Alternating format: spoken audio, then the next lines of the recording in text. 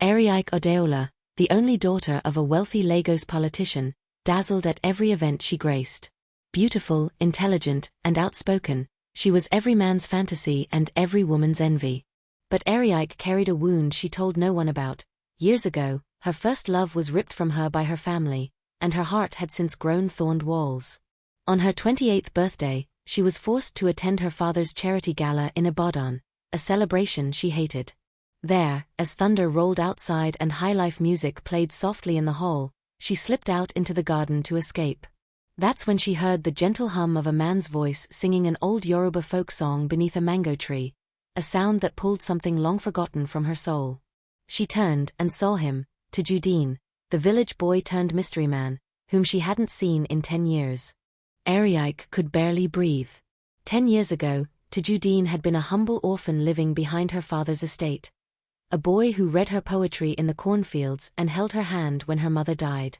He was chased away after a servant accused him of theft, and Eriike was told he vanished.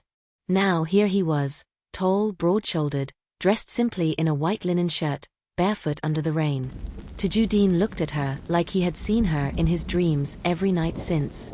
"Still dancing in the rain, princess?" he asked softly. But the world had changed. Eriike was no longer the girl who danced freely. And Tajudeen? He wasn't just a village boy anymore. Rumors had followed him. He was now the mysterious co-founder of a tech farm project revitalizing rural communities. But what was he doing here? And why was he singing the lullaby he once wrote for her? Tajudeen invited her to visit the village the next day, not out of arrogance but hope. Against her father's wishes and driver's protest, Eriike drove herself to Agowu, a village tucked between red earth and golden fields. There, she saw the impossible: solar lights, irrigation systems, children learning coding under palm trees. It was a village reborn, and Tajudeen was its architect. That evening, as villagers gathered for the annual New Yam festival, Tajudeen offered his hand. For a second, the prideful Lagos heiress hesitated, then placed her palm in his. They danced beneath the moon, laughter rising like music. But not everyone cheered. Hidden behind the drummers stood an older man with cold eyes, Chief Adaloja, Eriike's father's rival, who had long awaited a reason to destroy both her family and Tajudeen's growing influence. Back in Lagos, Eriike's father exploded. "You were seen in the arms of a man who once stole from this family," he bellowed. She tried to defend Tajudeen, but her father had already begun digging, and Chief Adaloja had fed him lies. Tajudeen was painted as a fraud, a con artist using tech as a cover. Eriike was locked out of meetings, her credit cards frozen, her movements tracked. In the shadows, Tajudeen also faced sabotage. Investors began pulling out from his projects, and whispers of criminal ties surfaced. They met in secret at a rooftop garden in Surulere. "I'll walk away," Tajudeen said, voice heavy. "Not again," she said firmly. "They don't get to write our story this time." But unknown to them, the past was stirring. Someone who knew the truth about the theft that broke them up was finally ready to speak. In a dusty mechanic shop, a former houseboy named Kola watched Eriike's photo on his cracked phone screen. He had stolen the bracelet 10 years ago, not Tajudeen. He had even overheard Chief Adaloja paying a maid to frame the boy. His conscience had never recovered. That night, after drinking himself senseless, he left a voicemail on Eriike's work line, a shaky confession. The next morning, she played it 3 times, her hands trembling. Everything made sense now. She raced to Tajudeen's compound in Agowu, but he was gone. Investors had pulled out, and he had vanished, leaving only a carved gourd on her car seat. Inside was a folded note: "If I am your burden, let me go. But if I am your fire, come find me." Eriike quit her family company the next day. She sold her car, bought a backpack, and followed clues through rural Osun, chasing rumors. One woman said he helped rebuild a school in Erinijesha, another said he was last seen donating books in Ijebujesa. The final clue came from a farmer who pointed to a narrow footpath into the forest. He went there. "Seeking silence," he whispered.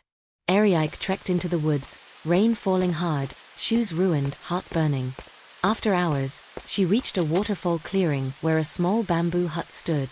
Inside, she found Tajudeen, gaunt, unshaven but alive. He looked at her like she was both sunrise and storm. She collapsed into his arms, sobbing. "You're not my burden," she said. "You're my fire." The Lagos skyline was heavy with clouds the day Eriike returned from Osen. But this time, the storm didn't scare her, it felt poetic, fated. Her love had been scorched by lies, resurrected by truth, and now, she was ready to burn again willingly. She stood beside Tajudeen at a press conference he never imagined he'd survive. With his name cleared by Kola's confession, and the stolen past now exposed to the world, the crowd erupted in support. But Tajudeen didn't care for flashing cameras. All he saw was Eriike, her fingers gently laced with his, her eyes brimming with something fierce and tender. Later that afternoon, in the quiet of Mellow Spice Cafe, they sat in a booth with nothing between them but silence and a lingering heartbeat.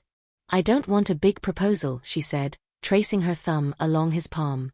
"I just want a promise, that you'll keep choosing me, even when I'm difficult, even when it rains again."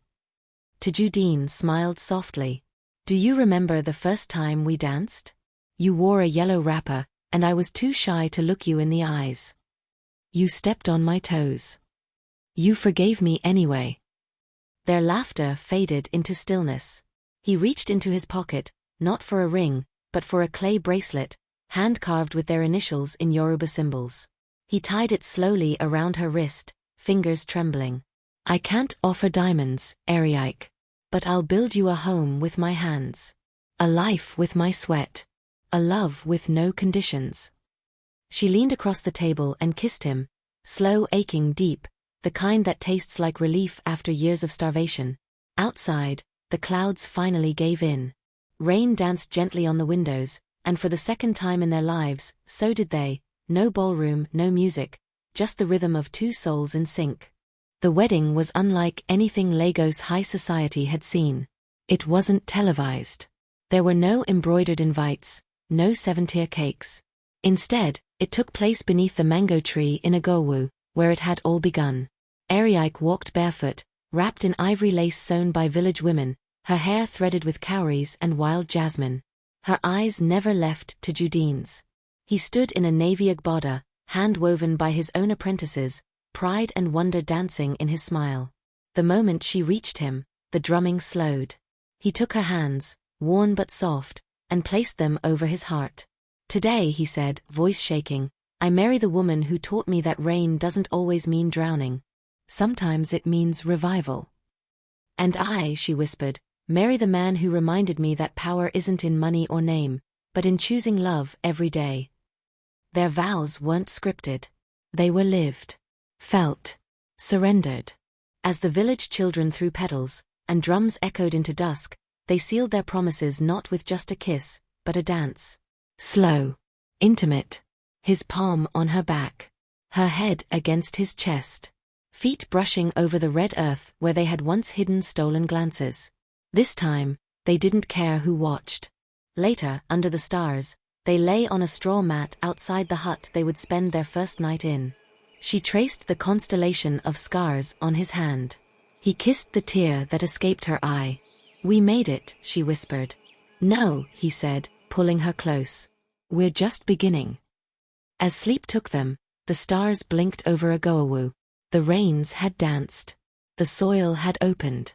And love, true, tested and tasted, had finally bloomed. You will think that's the end, but their story is just beginning. 6 months into their marriage, Tajudeen and Eriike had built something extraordinary.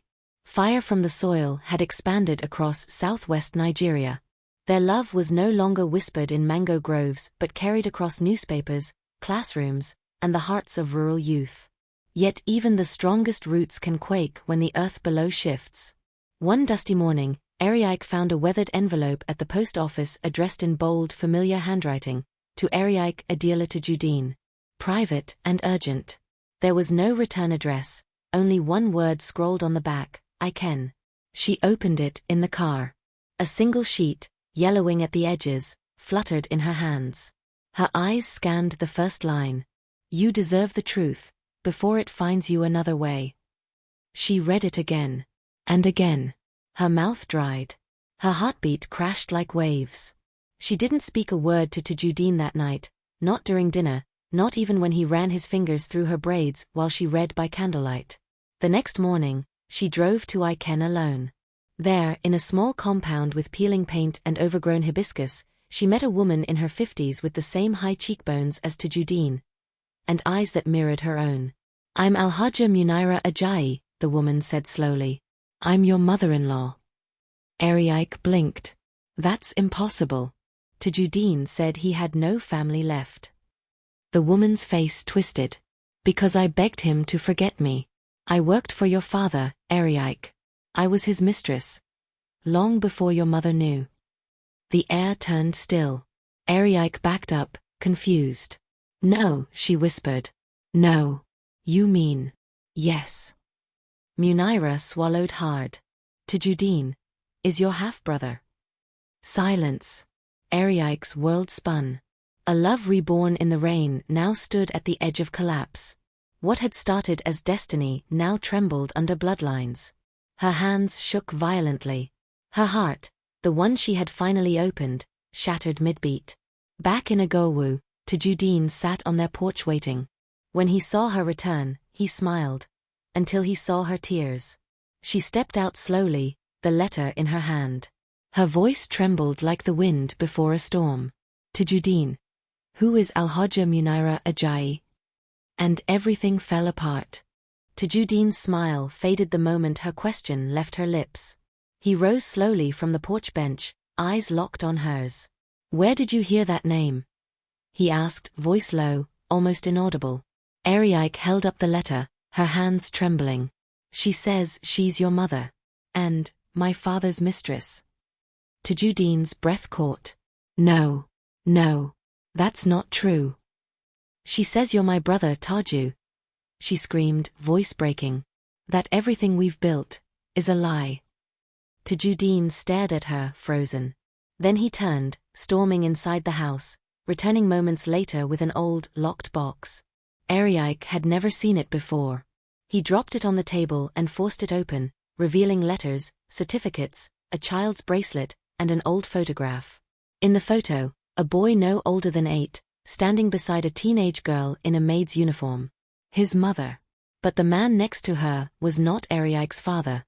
Tajudeen's hands shook as he held up the photo. "This is my real father. Sunday Ajayi. He was a mechanic in Aiken. He died in a fire when I was 9. Ariake's eyes flicked to the letters. Dozens, written to Munaira, begging her to bring her son back. To tell him the truth. Tajudeen's voice cracked. "She worked in your father's household after the fire. He took her in. But he wasn't my blood. And he never touched her. She told me that herself when I found her 5 years ago." Ariake collapsed into a chair, eyes wide. "Why would she lie? Why send me that letter?" Tajudeen's eyes darkened. "Because she's dying. And she's angry. I refused to claim her publicly. She hated that I forgave her for abandoning me, but didn't welcome her back as a mother. This is her revenge." Silence fell. Then, SFX, a knock at the door. 1, 2, 3. Tajudeen stiffened. He walked cautiously to the door, opened it, and froze. Outside stood a man in a crisp agbada, flanked by 2 plainclothes officers. "Mr. Tajudeen Ajayi," the man said. "We're with the Anti-Corruption Commission. You're under arrest for fraud, falsification of land titles, and embezzlement of rural grants." Ariake gasped. The man held out papers. "We have evidence that millions were moved from fire from the soil into an offshore account, under your name." Tajudeen staggered back. "I don't." "What?" No, I didn't." The officers grabbed his arms. Ariake rushed forward. "Wait. There has to be a mistake." The man turned to her calmly. "You're his wife, ma'am. I'm afraid you may be under investigation as well." As Tajudeen was dragged away, eyes wide with betrayal and fear, Ariake stood in the doorway breathless. 2 betrayals in 24 hours. One from a mother who lied. The other, maybe from the man she loved. Or was he the victim again? Ariake looked at the empty road ahead. The rain began to fall, heavier than ever. And this time, she didn't dance. She ran. 3 months had passed since Tajuddin's arrest. The media feasted on the scandal. Headlines screamed betrayal. From rural savior to rural scammer? Love built on lies. Eriyike Odeola silent amid husband's arrest. Eriyike had gone completely off-grid. She'd sold her shares, left Lagos, and moved into a modest flat in Ile-Ife. But every day, her thoughts returned to him. To the man who built a village, who danced with her in mango fields, who once swore he'd never lie. Could it have all been a facade? Then one rainy morning, an envelope arrived. No stamp. No address. Inside, a USB drive. And a short note in red ink. If you want to know who really buried the seed, press play. She opened the file. A grainy video appeared, security footage. It showed Chief Adeloja's son, Dipo, at a bank desk. He was forging documents. Shifting funds from fire from the soil into a shell account. The clerk helping him? One of Eriyike's father's former advisors. Her breath caught. It wasn't Tajuddin. He had been framed. Her scream rattled the windows. 2 weeks later, Tajuddin walked out of prison a free man, charges dropped. She was waiting by the gate. No cameras. No ceremony. Just her in a faded wrapper, holding a small potted plant, a mango seedling. "Welcome home," she said. His lips trembled. "You believed me?" "No," she whispered, placing the plant in his hands. "I never stopped."